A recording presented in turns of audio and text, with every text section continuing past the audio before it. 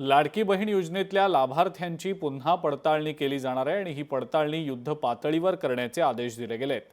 मुख्यमंत्री माझी लाडकी बहीण योजनेसाठी लाभार्थ्यांच्या घरातल्या पुरुषांची सुद्धा आता केवायसी केली जाणार आहे। कागदपत्रांचा सायबर गुन्ह्यासाठी वापर करणाऱ्या टोळीचं जुहू पोलिसांनी पितळ उघडं पाडलं।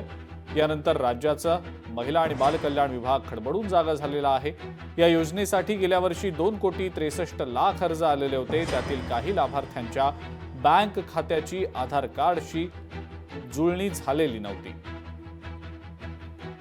संजय शिरसाट हे सामाजिक न्याय खात्याचे मंत्री आहेत आणि त्यांच्या खात्याचा जो निधी आहे तो गोरगरिबांचा निधी लाडक्या बहिणींकडे वळवणं योग्य नाही आहे। लाडक्या बहिणींना त्यांचा जो अधिकार आहे तो मिळाला पाहिजे, पण समाज कल्याणची इतर मोठी खाती आहे त्या मोठ्या खात्यांचा निधी वळवला पाहिजे। सामाजिक न्याय खात्याचा निधी वळवणं अत्यंत अयोग्य आहे। कर्नाटक राज्यामध्ये तर असा कायदा आहे की सामाजिक न्याय खात्याचा निधी अजिबात पुढे वळवता येणार नाही।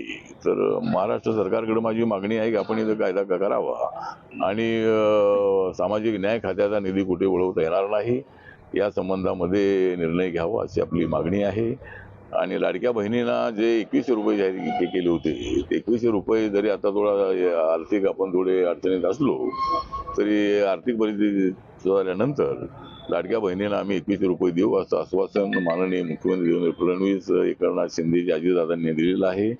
त्यामुळे लवकरच त्यांना 2100 रुपये मिळतील अशी मला अपेक्षा आहे आणि ते मिळावेत अशी माझी मागणी आहे।